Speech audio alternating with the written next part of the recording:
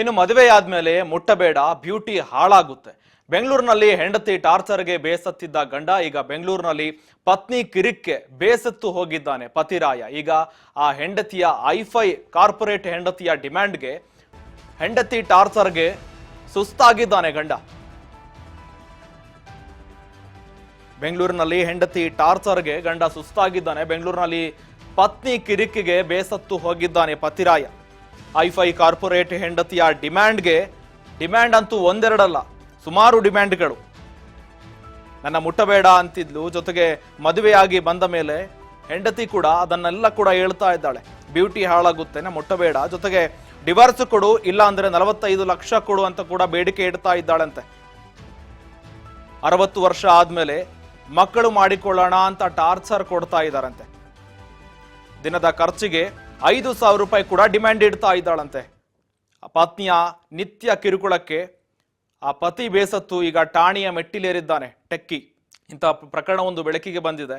ಮದುವೆ ಆದ್ಮೇಲೆ ಮುಟ್ಟಬೇಡ, ಬ್ಯೂಟಿ ಹಾಳಾಗುತ್ತೆ, ಡಿವೋರ್ಸ್ ಕೊಡು, ಇಲ್ಲಾಂದ್ರೆ 45 ಲಕ್ಷ ಕೊಡು, ಇಲ್ಲಾಂದ್ರೆ 45 ಲಕ್ಷ ಕೊಡು ಅಂತ ಕೂಡ ಬೇಡಿಕೆ ಇಡ್ತಾ ಇದ್ದಾಳಂತೆ.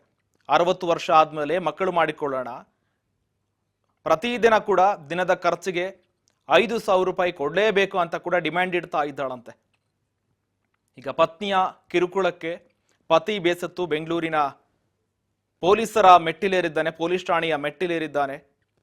ನನ್ನ ಮುಟ್ಟಬೇಡ, ಬ್ಯೂಟಿ ಹಾಳಾಗುತ್ತೆ ಅಂತ ದಿನನಿತ್ಯ ಕೂಡ ಕಿರುಕುಳ ಕೊಡ್ತಾ ಇದ್ದಾಳೆ. ಜೊತೆಗೆ ಗಂಡನಿಗೆ ಕಿರುಕುಳ ಕೊಡ್ತಾ ಇದ್ದಾಳಂತೆ, ಡಿಮ್ಯಾಂಡ್ ಕೂಡ ಮಾಡ್ತಾ ಇದ್ದಾಳಂತೆ, ಡಿವೋರ್ಸ್ ಕೊಡು, ಇಲ್ಲಾಂದ್ರೆ ಹಣ ಕೊಡು ಅಂತ. ಈಗ ಘಟನೆ ಸಂಬಂಧಪಟ್ಟಂತೆ ವೈಯಾಲಿ ಕಾವಲ್ ಪೊಲೀಸ್ ಠಾಣೆ ವ್ಯಾಪ್ತಿಯಲ್ಲಿ ಪ್ರಕರಣ ದಾಖಲಾಗಿದೆ. ಪೊಲೀಸ್ ಠಾಣೆಯ ಮೆಟ್ಟಿಲೇರಿದ್ದಾನೆ ಪತಿ.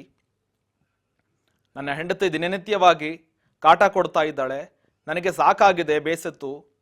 ಇದರ ವಿರುದ್ಧ ಪೊಲೀಸ್ ಠಾಣೆ ಮೆಟ್ಟಿಲೇರಿದ್ದಾರೆ. ಜೊತೆಗೆ ಪ್ರಕರಣ ಕೂಡ ದಾಖಲಿಸಿದ್ದಾರೆ. ಆ ಪತಿ ಶ್ರೀಕಾಂತ್ ಎಂದು ಹೇಳಿಕೆ ಕೊಟ್ಟಿದ್ದಾರೆ. 2 ವರ್ಷಗಳಿಂದ ಮದುವೆ ಆಗಿದ್ರು, 2 ವರ್ಷಗಳ ಹಿಂದೆ. 2 ವರ್ಷಗಳು ಕಳೆದರೂ ಕೂಡ ಹೆಂಡತಿ ಸಂಸಾರ ನಡೆಸಲು ನೋ ಅಂತ ಇದ್ದಾಳಂತೆ. ನನ್ನ ಮುಟ್ಟಬೇಡ, ಬ್ಯೂಟಿ ಹಾಳಾಗುತ್ತೆ, ನನಗಾಗುವ ಮಕ್ಕಳು ಕೂಡ ಬೇಡ, ಅದು ಏನಿದ್ರು 60 ವರ್ಷ ಮೇಲ್ಪಟ್ಟು ಆದ್ಮೇಲೆ ಆಗ್ಲಿ ಅಂತ ಕೂಡ ಬೇಡಿಕೆ ಇಡ್ತಾ ಇದ್ದಾಳೆ. ಜೊತೆಗೆ ಪ್ರತಿದಿನ 5,000 ರೂಪಾಯಿ ಕೊಡಬೇಕು ಅಂತ ಕೂಡ ಡಿಮ್ಯಾಂಡ್ ಇಡ್ತಾ ಇದ್ದಾಳೆ. ಇಲ್ಲಾಂದ್ರೆ ಡಿವೋರ್ಸ್ ಕೊಡು, 45 ಲಕ್ಷ ರೂಪಾಯಿ ಕೊಡು ಅಂತ ಕೂಡ ಬೇಡಿಕೆ ಇಡ್ತಾ ಇದ್ದಾಳಂತೆ. ಪ್ರತಿನಿತ್ಯ ಇಂತಹ ಪ್ರಕರಣಗಳು, ಇಂತಹ ಘಟನೆಗಳನ್ನ ದಿನನಿತ್ಯ ಆತ ಎದುರಿಸಿ ಕೊನೆಗೂ ಪೊಲೀಸ್ ಠಾಣೆಯ ಮೆಟ್ಟಿಲೇರಿದ್ದಾನೆ. ತನಗೆ ಸಾಕಾಗಿದೆ ಅಂತ ಕೂಡ ಪೊಲೀಸರ ಮುಂದೆ ತನ್ನ ಅಳಲನ್ನ ತೋಡಿಕೊಳ್ತಾ ಇದ್ದಾನೆ.